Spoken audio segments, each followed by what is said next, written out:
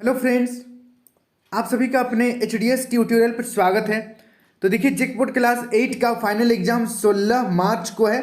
अच्छी तरीके से आप लोग तैयारी कीजिए, अभी से ही तैयारी में लग जाइए, क्योंकि एक ही दिन में सभी सब्जेक्ट का आप लोगों का एग्जाम हो जाएगा।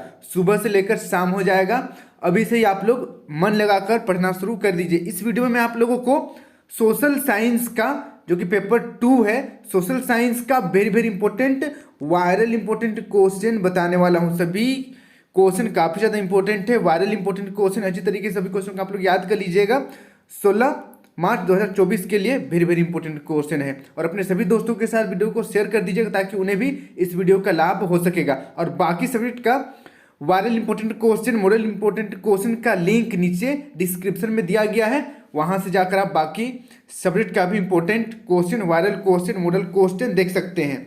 तो चलिए बिना देर के हम लोग क्वेश्चन की ओर बढ़ते हैं। आप लोगों को पता होगा कि 50 एमसीक्यू क्वेश्चन पूछा जाएगा और ओएमआर शीट पर एग्जाम होगा। और ओएमआर शीट पर क्या क्या गलती नहीं करना है, इस पर मैंने आप लोगों को वीडियो के माध्यम से बता दिया है।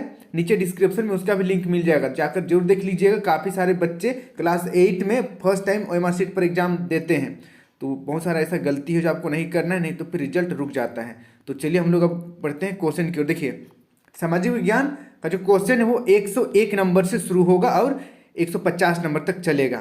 पहला नंबर का क्वेश्चन देखिए, यानी कि 101 नंबर का क्वेश्चन देखिए, रैयतवाड़ी व्यवस्था कहाँ लागू की गई थी? रैयतवाड़ी व्यवस्था कहाँ लागू की गई थी? पहला ऑप्शन है बंबई और मद्रास में, दूसरा ऑप्शन है बंगाल में, तीसरा ऑप्शन है कलकत्ता में, चौथा ऑप्शन इनमें से कोई नहीं। तो इसका सही आंसर हो जाएगा ऑप्शन नंबर पहला, बंबई और मद्रास में रैयतवाड़ी व्यवस्था लागू की गई थी। अब बढ़ते हैं सेकंड नंबर, 102 नंबर देखिए, भारत के प्रथम गवर्नर जनरल कौन थे? भारत के प्रथम गवर्नर जनरल कौन थे? पहला ऑप्शन है वारेन हेस्टिंग्स, दूसरा रॉबर्ट क्लाइव, तीसरा लॉर्ड माउंटबेटन, चौथा जेम्स रेनेल। तो इसका सही आंसर हो जाएगा ऑप्शन नंबर पहला। इसको आप लोग याद कर लीजिएगा, भारत के प्रथम गवर्नर जनरल वारेन हेस्टिंग्स। अब बढ़ते हैं नेक्स्ट 103 नंबर। 103 नंबर का क्वेश्चन देखिए, बक्सर युद्ध के समय मुगल बादशाह कौन था?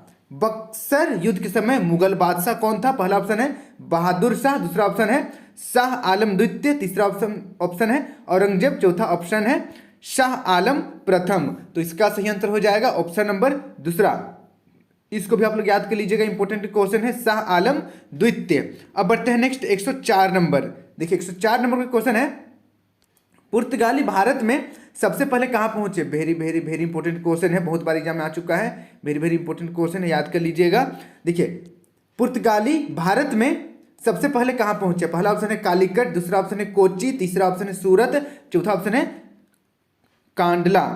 तो इसका सही आंसर हो जाएगा ऑप्शन नंबर पहला, कालीकट। कालीकट, पुर्तगाली भारत में सबसे पहले कालीकट पहुंचे। अब बढ़ते हैं नेक्स्ट 105 नंबर की ओर। 105 नंबर का क्वेश्चन देखिए, ठाकुर विश्वनाथ सहदेव को फांसी कब दी गई? ठाकुर विश्वनाथ सहदेव को फांसी कब दी गई? पहला ऑप्शन है 10 मार्च 1858, दूसरा ऑप्शन है 16 अप्रैल 1858, तीसरा ऑप्शन है 16 अप्रैल 1859 और चौथा ऑप्शन है 16 अप्रैल 1857। तो इसका सही आंसर हो जाएगा ऑप्शन नंबर दूसरा। इसको आप लोग याद कर लीजिएगा, 16 अप्रैल 1858। अब बढ़ते हैं नेक्स्ट 106 नंबर का क्वेश्चन देखिए, महात्मा गांधी के राजनीतिक गुरु कौन थे?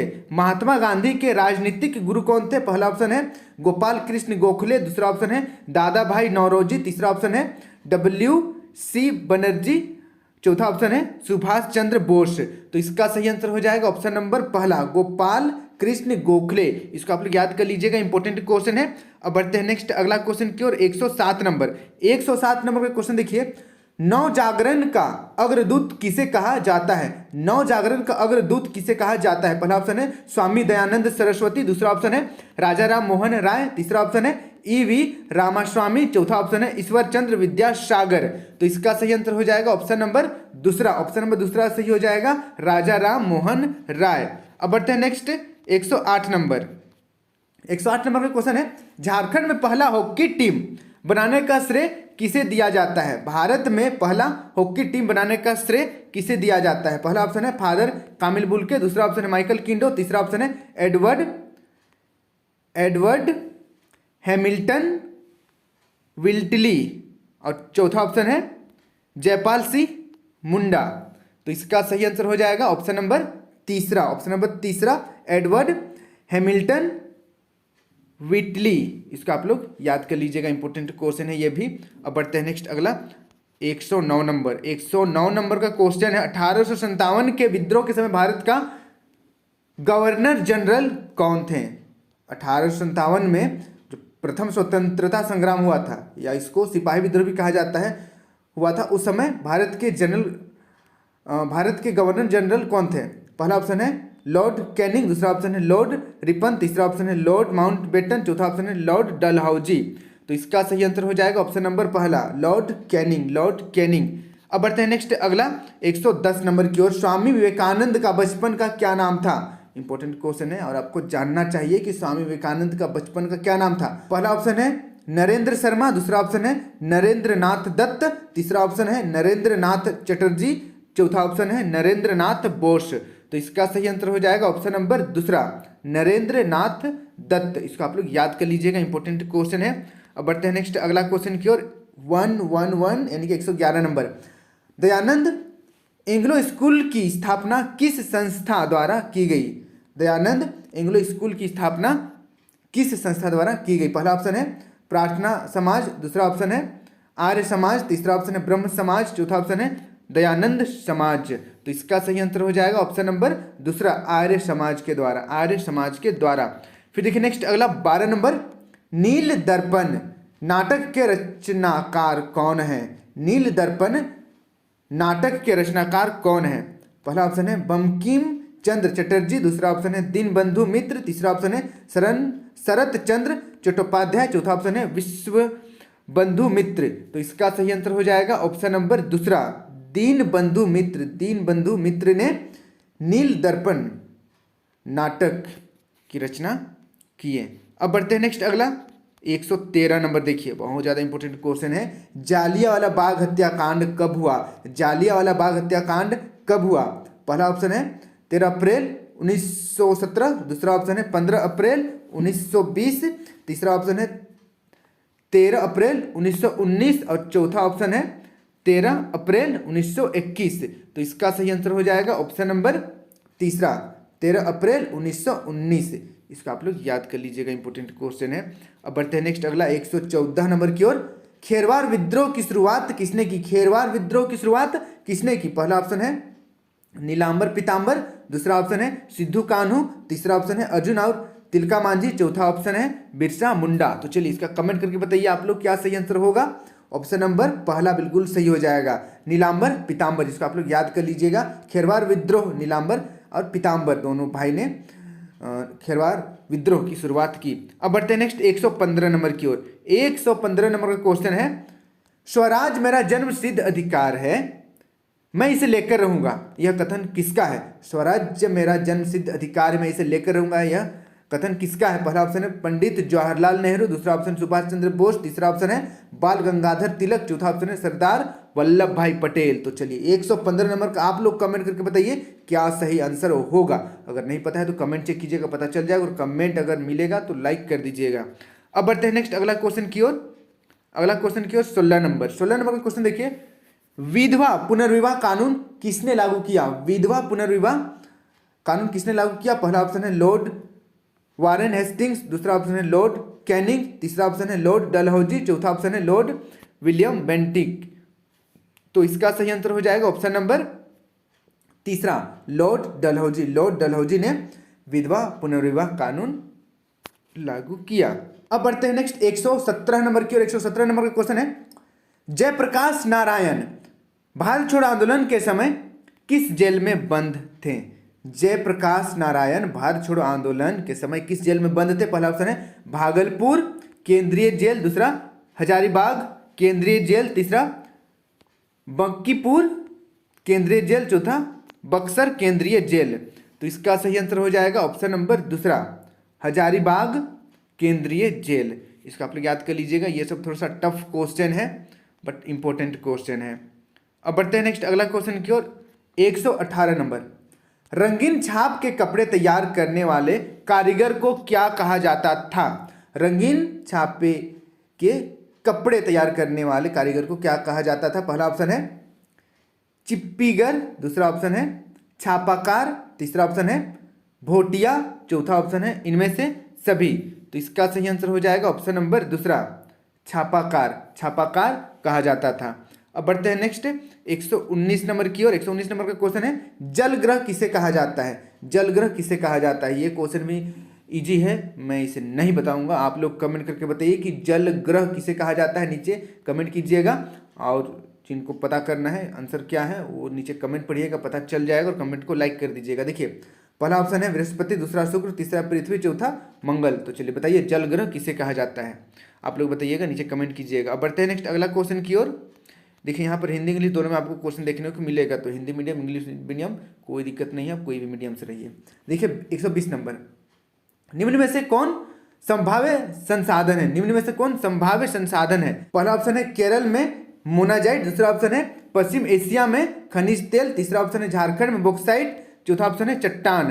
तो इसका सही आंसर हो जाएगा ऑप्शन नंबर पहला, केरल में मोनाजाइट। तो इसका आप लोग याद कर लीजिएगा, इंपॉर्टेंट क्वेश्चन है। अब बढ़ते हैं नेक्स्ट अगला 121 नंबर की ओर। भारत का संपूर्ण उत्तरी मैदान बना है। भारत का संपूर्ण उत्तरी मैदान बना है, किससे बना है? पहला ऑप्शन है जलोढ़ मृदा से, दूसरा काली मृदा से, तीसरा लेटेराइट मृदा से, चौथा मरुस्थलीय मृदा से। तो इसका सही आंसर हो जाएगा ऑप्शन नंबर पहला, जलोढ़ मृदा से, जलोढ़ मृदा से। तो इसका आप लोग याद कर लीजिएगा, इंपॉर्टेंट क्वेश्चन है ये क्वेश्चन, आई थिंक इम्पोर्टेंट है, इम्पोर्टेंट, इसको याद कर लीजिएगा, ठीक है। उत्तरी मैदान किससे बना है? जलोढ़ मृदा से। मुझे लगता है ये 9th क्लास में भी ये इस टॉपिक से क्वेश्चन आया था, आई थिंक, बट मुझे कंफर्म मैं बता नहीं पा रहा हूँ, बट ये इंपॉर्टेंट है, ये बता रहा हूँ आप लोगों को, याद कर लीजिएगा कि उत्तरी मैदान में जलोढ़ मृदा काफ़ी ज़्यादा पाया जाता है। अब बढ़ते हैं नेक्स्ट अगला क्वेश्चन की ओर। 122 नंबर, देखिए जिन खनिजों को निकालने के लिए गहन कूपों की खुदाई की जाती है वह है, जिन खनिजों को निकालने के लिए गहन कूप यानी कि गहरा गहरा कुआं की खुदाई किया जाता है वह है। पहला ऑप्शन है आखनन, दूसरा प्रवेदन, तीसरा विवृत खनन और चौथा कुपकी खनन। तो इसका सही आंसर हो जाएगा ऑप्शन नंबर दूसरा, प्रवेदन, प्रवेदन। इसको आप लोग याद कर लीजिएगा, जिसको इंग्लिश में हम लोग पेनिट्रेटर कहते हैं। अब बढ़ते हैं नेक्स्ट अगला क्वेश्चन की ओर। अगला क्वेश्चन देखिए हमारा 24 नंबर। 24 नंबर का क्वेश्चन है, 24 नंबर से पहले 23 नंबर हो गया क्या? 23 नंबर बच गया है। देखिए 23 नंबर, नोआमुंडी, गुआ, किरीबुरु आदि किस खनिज के प्रमुख खनन केंद्र हैं? पहला ऑप्शन है अभ्रक, दूसरा ऑप्शन है मैग्नीज, तीसरा ऑप्शन है कोयला, चौथा ऑप्शन है लौह अयस्क। तो इसका सही आंसर हो जाएगा ऑप्शन नंबर चौथा, लौह अयस्क, लौह अयस्क। इसको आप लोग याद कर लीजिएगा, इंपॉर्टेंट क्वेश्चन है। अब बढ़ते हैं नेक्स्ट हम लोग 124 नंबर की ओर। टिस्को को लौह अयस्क कहाँ से प्राप्त होता है? टिस्को को लौह अयस्क कहाँ से प्राप्त होता है? पहला ऑप्शन है हजारीबाग कोडरमा, दूसरा सिंहभूम व मयूरभंज, तीसरा ऑप्शन है चास झरिया, चौथा ऑप्शन है रानीगंज। तो इसका सही आंसर हो जाएगा ऑप्शन नंबर दूसरा, सिंहभूम व मयूरभंज। तो इसका आप लोग याद कर लीजिएगा, इंपॉर्टेंट क्वेश्चन है। अब बढ़ते हैं नेक्स्ट अगला 125 नंबर। 125 नंबर, 125 नंबर का क्वेश्चन है, विश्व की सर्वाधिक आबादी वाला देश कौन है? विश्व की सर्वाधिक आबादी वाला देश कौन है? पहला ऑप्शन है चीन, दूसरा ऑप्शन है भारत, तीसरा ऑप्शन है जापान, चौथा ऑप्शन है संयुक्त राष्ट्र अमेरिका। तो इसका सही आंसर हो जाएगा ऑप्शन नंबर पहला, चीन। बहुत इजी क्वेश्चन है। सबसे अधिक जनसंख्या कहाँ पाया जाता है? चीन में। और ऐसा कहा जाता है कि कुछ दिन बाद भारत भी चीन को पछाड़ देगा, भारत पछाड़ देगा, भारत में भी ज़्यादा हो जाएगा। खैर देखते हैं भविष्य में क्या होता है, पर फिलहाल तो चीन में सबसे अधिक जनसंख्या है। अब बढ़ते हैं नेक्स्ट 126 नंबर। 126 नंबर का क्वेश्चन है, निम्न में से कौन सार्वजनिक क्षेत्र के उद्योग से संबंधित है? निम्न में से कौन सार्वजनिक क्षेत्र के उद्योग से संबंधित है? पहला ऑप्शन है मारुति उद्योग लिमिटेड, दूसरा ऑप्शन है आनंद मिल्क यूनियन लिमिटेड, तीसरा ऑप्शन है steel authority of India limited और चौथा ऑप्शन है वस्त्र उद्योग। तो इसका सही आंसर हो जाएगा ऑप्शन नंबर तीसरा, ऑप्शन नंबर तीसरा, steel authority of India limited. इसको आप लोग याद कर लीजिएगा। अब बढ़ते हैं नेक्स्ट 127 नंबर का क्वेश्चन देखिए, रक्षक मेखलाएं कहाँ लगाई जाती है? रक्षक मेखलाएं कहाँ लगाई जाती है? पहला ऑप्शन है शुष्क प्रदेश में, दूसरा वन प्रदेश में, तीसरा उच्च पर्वतीय भाग में, चौथा पहाड़ी प्रदेश में। तो इसका सही आंसर हो जाएगा ऑप्शन नंबर पहला, शुष्क प्रदेश में, शुष्क प्रदेश में। अब बढ़ते हैं नेक्स्ट अगला 128 नंबर।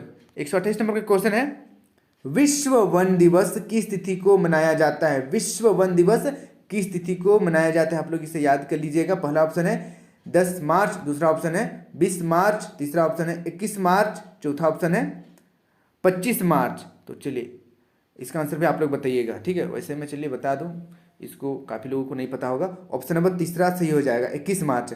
21 मार्च को विश्व वन दिवस मनाया जाता है। इसको आप लोग याद कर लीजिएगा, इंपॉर्टेंट क्वेश्चन है, ठीक है। इंपॉर्टेंट क्वेश्चन, अगर क्लास 8 का फाइनल बोर्ड में न भी आए फिर भी इंपॉर्टेंट क्वेश्चन है, पर याद कर लीजिएगा। देखिए नेक्स्ट 129 नंबर, निम्न में से कौन सा मानव निर्मित संसाधन है? निम्न में से कौन सा मानव निर्मित संसाधन है? ये तो आप लोगों को बताना पड़ेगा कमेंट करके। मानव निर्मित संसाधन, पहला ऑप्शन है झरने का जल, दूसरा सदाबहार वन, तीसरा कैंसर उपचार की औषधि, चौथा इनमें से कोई नहीं। अब बताइए किसको मानव बनाया है? आदमी किसको बनाया है? झरने का जल, सदाबहार वन, या कैंसर उपचार की औषधि, या इनमें से कोई नहीं? नीचे कमेंट कीजिएगा इसका सही आंसर क्या होगा। और पता करने के लिए आप लोग कमेंट पढ़िएगा, पता चल जाएगा, और कमेंट को लाइक भी कर दीजिएगा। चलिए अब बढ़ते हैं नेक्स्ट अगला 130 नंबर। 130 नंबर देखिए, 130 नंबर, सेरीकल्चर का संबंध है, सेरीकल्चर का संबंध है। ये साइंस का भी इंपॉर्टेंट क्वेश्चन है और सोशल साइंस का भी इंपॉर्टेंट क्वेश्चन है। पहला ऑप्शन है अंगूर का उत्पादन से, दूसरा फसल का उत्पादन से, तीसरा रेशम का उत्पादन से, चौथा मधुमक्खी पालन से। तो इसका सही आंसर हो जाएगा ऑप्शन नंबर तीसरा, ऑप्शन नंबर तीसरा, रेशम उत्पादन से। सेरीकल्चर किससे संबंध है? रेशम उत्पादन से। तो इसका आप लोग याद कर लीजिएगा, इंपॉर्टेंट क्वेश्चन है। अब बढ़ते हैं नेक्स्ट 131 नंबर। 131 नंबर का क्वेश्चन है, उभरते हुए उद्योग को किस नाम से जाना जाता है? उभरते हुए उद्योग को किस नाम से जाना जाता है? पहला ऑप्शन है आधारभूत उद्योग, दूसरा ऑप्शन है सनराइज उद्योग, तीसरा ऑप्शन है विनिर्माण उद्योग, चौथा ऑप्शन है फुटलूज उद्योग। तो इसका सही आंसर हो जाएगा ऑप्शन नंबर दूसरा, सनराइज उद्योग, सनराइज उद्योग। इसको आप लोग याद कर लीजिएगा, इंपॉर्टेंट क्वेश्चन है। अब बढ़ते हैं नेक्स्ट अगला 32 नंबर। 132 नंबर देखिए, आर्थिक क्रियाएं कितने प्रकार की होती है? आर्थिक क्रियाएं कितने प्रकार की होती है? पहला ऑप्शन है 2, दूसरा ऑप्शन है 3, तीसरा ऑप्शन है 4, चौथा ऑप्शन है 5। तो आर्थिक क्रियाएं 5 प्रकार का होता है। ऑप्शन नंबर चौथा सही हो जाएगा। अब बढ़ते हैं नेक्स्ट अगला क्वेश्चन की ओर। 133 नंबर। 133 नंबर का क्वेश्चन है, कपास की खेती के लिए कौन सी मृदा उपयुक्त है? बहुत इंपॉर्टेंट क्वेश्चन है, बहुत बार आया है, क्लास 7 में भी आया होगा, 8 में भी आ सकता है, 9th में भी पूछा जा सकता है। इंपॉर्टेंट क्वेश्चन है, याद कर लीजिएगा। कपास की खेती, क से कपास, कपास का रंग कैसा रहता है? वाइट या सफ़ेद हम लोग कर सकते हैं। वहीं पर सफ़ेद कपास रहता है, लेकिन ये काली मिट्टी में उत्पन्न होता है। काली मिट्टी किधर है? इधर है काली मिट्टी, यहाँ पर काली मिट्टी। कपास सफ़ेद रहता है लेकिन काली मिट्टी में होता है, याद रखिएगा, जस्ट उल्टा। तो इसका सही आंसर ऑप्शन नंबर दूसरा सही हो जाएगा, हमेशा याद रखिएगा इसको, ठीक है। कपास सफ़ेद होता है लेकिन काली मिट्टी में पैदा होता है, काली मिट्टी में पैदा किया जाता है। काली मिट्टी इसके लिए उपयुक्त या उपयुक्त, काली मिट्टी उपयुक्त मिट्टी मानी जाती है कपास की खेती के लिए। बहुत बार मैंने रिपीट कर दिया, याद कर लीजिएगा। देखिए नेक्स्ट 34 नंबर, स्वामित्व के आधार पर उद्योगों को कितने भागों में बांटा गया है? पहला ऑप्शन है 2, दूसरा ऑप्शन है 3, तीसरा ऑप्शन है 4, चौथा ऑप्शन है 5। तो इसका सही आंसर हो जाएगा ऑप्शन नंबर तीसरा, 4 भागों में बांटा गया स्वामित्व के आधार पर उद्योगों को। अब बढ़ते हैं नेक्स्ट 135 नंबर। सुनहरा रेशा किसे कहते हैं? बताइए, सुनहरा रेशा किसे कहते हैं? पहला ऑप्शन है कपास, दूसरा सन, तीसरा जूट, चौथा इनमें से कोई नहीं। तो इसका भी कमेंट कीजिए, आप लोग कमेंट कीजिए, इसको भी कमेंट कीजिए। 135 ईजी है इसलिए मैं नहीं बता रहा हूँ। सुनहरा रेशा किसे कहते हैं? कपास को कहते हैं या जूट को कहते हैं? ठीक है, ये दोनों में से एक होगा। चलिए कमेंट करके बताइएगा, और कमेंट जो लोग कर रहे हैं बाकी लोग लाइक कर दीजिएगा। देखिए नेक्स्ट अगला 136 नंबर, विश्व जनसंख्या दिवस किस तिथि को मनाया जाता है? ये क्वेश्चन भी इंपॉर्टेंट है। विश्व जनसंख्या दिवस कब मनाया जाता है? पहला ऑप्शन है 11 जुलाई, दूसरा ऑप्शन है 10 दिसंबर, तीसरा ऑप्शन है 11 सितंबर, चौथा ऑप्शन है 11 नवंबर। तो इसका सही आंसर हो जाएगा ऑप्शन नंबर पहला, 11 जुलाई। विश्व जनसंख्या दिवस कब मनाया जाता है? 11 जुलाई को मनाया जाता है। 11 जुलाई को किसका बर्थडे है? नीचे कमेंट करिएगा। अब बढ़ते हैं नेक्स्ट अगला क्वेश्चन की ओर। 137 नंबर। 137 नंबर का क्वेश्चन देखिए, विश्व का सबसे बड़ा एवं लिखित संविधान किस देश का है?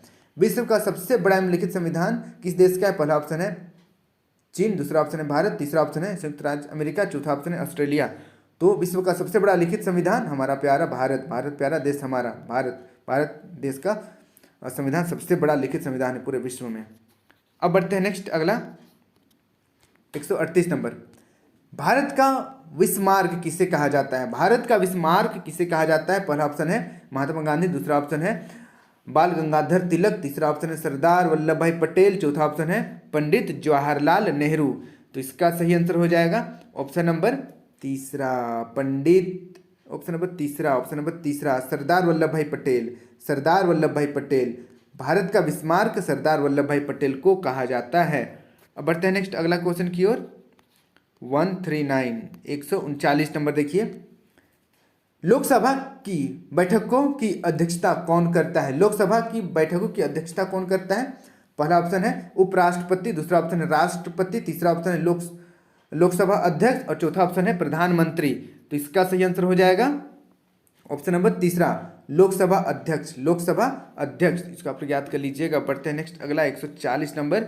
140 नंबर का क्वेश्चन है, किसकी स्वीकृति के बाद विधायक कानून बन जाता है?